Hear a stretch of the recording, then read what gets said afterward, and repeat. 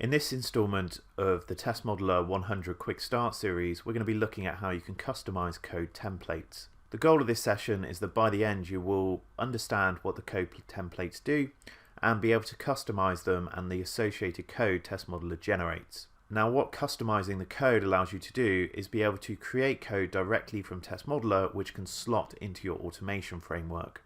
So let's jump in and actually start customizing some code templates. Okay, so what we're going to do is create some new code templates. Now, you will find them under the Workspace Configuration tab here. If you go to Code Templates, you'll see all of the code templates that we've got here. Now, the best place to start is to usually take one of the existing templates and actually start cutting and slicing it. So what we're going to do here is click New Template, and you'll see here there's two types of templates. There's the test case template, which is how the test cases are generated, and there's the page object template, which is whenever you perform a scan, this is what is going to be used to actually create the associated modules. Now, the first one we're going to use here is the page object, and we'll call this Java PO new. Give this a language Java, and we're actually going to copy from one of our existing templates we've got. So we'll hit save here.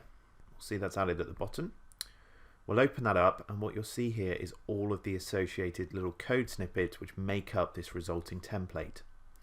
Now, you'll see there's some documentation here, and also if we open this up, you'll see down below all of the different keywords that can be entered into each of the associated entities here. Now, we're just going to make a very small change within the constructor here. We're just going to do a little print line, my modified template, and that will just be the change that we make here, and we'll hit save so that we save our changes.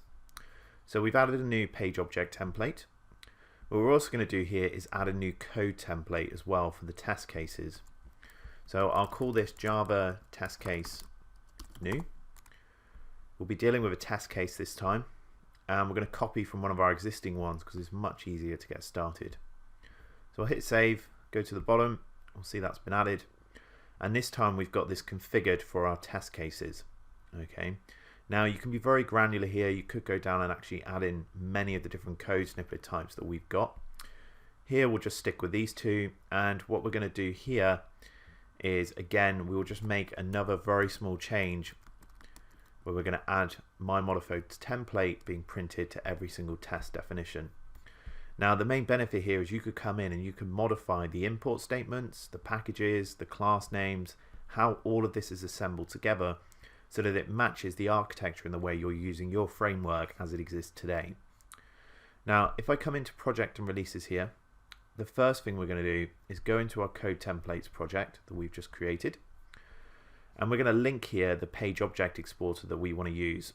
So we're going to use a template engine, and we're going to select to use the Java page object new template that we just specified, and we'll also just link up our server while we're in here, and we'll hit save. So what this is saying is whenever we create a new module, we're going to go through and use this page object file or this code template to do our generation. So we'll come in here, we'll open up our scanner,